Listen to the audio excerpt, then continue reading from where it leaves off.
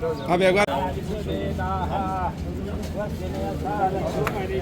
आओ पर आओ जब आओ सारे आ जाओ तिलक कराओ विकास है पंडित जी सरपंच जी एक बार हाथ लगाओ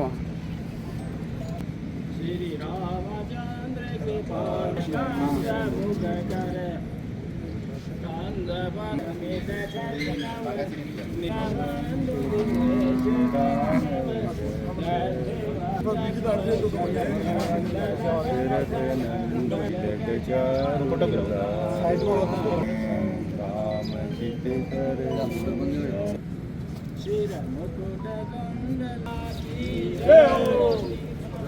अब एक बार मैं खड़े जाओ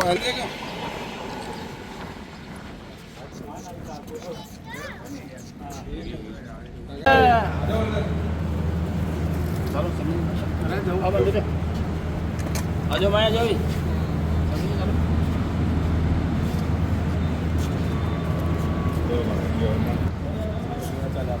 हमने धर्मा गौशाला जो फाटक के पास में है उसके अंदर एक कमरे का निर्माण हुआ है और उसके अंदर आज हमारे मुख्य अतिथि DPS स्कूल के श्री बनवारी जी रनवा जी और मेरा भतीजा अशोक शाह जो जयपुर में रहते हैं, उनके पिताजी जुगल किशोर जी पूरा पार्षद थे नवगढ़ के अंदर। जब भी उनको कहते हैं कोई भी काम के लिए तो कहने की जरूरत नहीं पड़ती, अपने आप यहाँ चालू हो जाता है। तो यहाँ पर एक कमरे की कमी थी तो अपने यहाँ टीम को जो यहाँ संभालता है सभी ने कहा कि भी ये कमरे की कमी, अशोक को कहा, अशोक ने कहा कमरा तुरंत चालू करो। आज ये कमरा बनकर तैयार हो गया। तो मैं पूरे शाह परिवार के लिए ईश्वर से कामना करता हूँ, गौ माता से कामना करता हूँ सभी को खुश रखे और नवगढ़ में चलता ही रहना चाहिए ऐसा काम।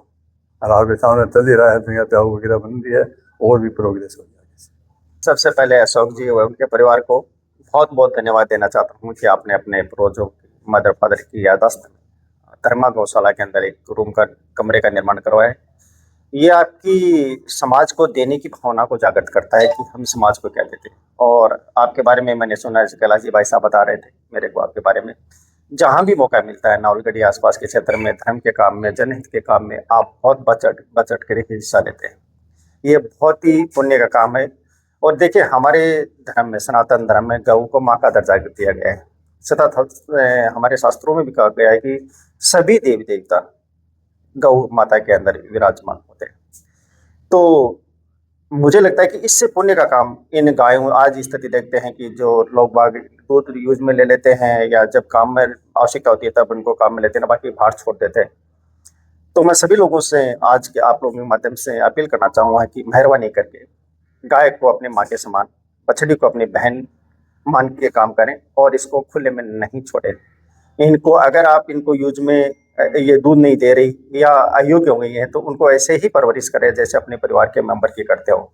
और मैं सभी गांव वालों से भी कहूँगा कि हर गांव में ये छोटी छोटी गौशाला अगर विकसित हो जाए तो ये जो रोड पे कभी गाय खत्म हो जाती है, कभी कोई एक्सीडेंट होते हैं, कई लोग मर जाते हैं और बहुत बुरी स्थिति आ जाती है। तो उनसे अपील करूंगा कि अगर हम सभी लोग मिलके अगर छोटी छोटी गौशाला अगर अपने स्तर पर भी शुरू कर दे तो ये इसको हमारी गाय माता को बहुत शानदार तरीके से बचाया जा सकता है। एक बार मैं पुनः आप शाह परिवार का बहुत बहुत दिल से आभार व्यक्त करना चाहूँगा कि आप हमेशा धर्म के कार्य में, जनहित के कार्य में हमेशा आगे रहते हैं। ईश्वर आपको इतने ही ताकत और इस लायक बना के रखे कि आप और ज़्यादा काम करें और बेहतर काम करें। भाई साहब वगैरह कह रहे हैं कि ये करवा रहे हैं, वो करवा रहे हैं, करवा कुछ नहीं रहे, सब ऊपर वाले की कृपा है और काका जी की प्रेरणा है। करने वाला कोई नहीं होता, कराने वाला होता है, ऊपर वाला करता है सब कुछ। और गायों के लिए जो भाई साहब कह रहे थे, अपनी जितनी जनसंख्या है उसका 10 पैसा भी गाय नहीं बची अभी। अगर 10 आदमी भी एक गाय को मैनेज कर ले तो गाय माता की दुर्गति नहीं हो रहा है। मैं तो आ भी नहीं रहा था, काका जी को कहा कि काका जी आप इनॉग्रेशन कर लो। काका जी की जिद थी कि नहीं तो आ के बहुत अच्छा लगा। शिवालय में सुबह 4 बजे जाके शिवालय को साफ करना, सफाई करना। हमारे एक नेताजी थे शीतला जी जाट के नीचे, सत्यनारायण जी, उनको नहलाना धुलाना, लोगों से मांग के छाछ लाके लोगों को बांटना। तो देखो साहब, आज पापा कहीं भी है देख रहे होंगे, उनको दिल बहुत खुश हो रहा होगा। में साहब परिवार की ओर से कमरा निर्माण के लिए पूरा धर्मा परिवार उसका बहुत नागरिक अभिनंदन करता है, बहुत बहुत साधुवाद देता है। श्री निवास जी द्वारा एक वाटर कूलर भेंट किया गया है, जिसके लिए उनको भी बहुत बहुत साधुवाद। गौ माता की कृपा इन दोनों पे बनी रहे। जय माता, जय गौ माता, जय गोपाल।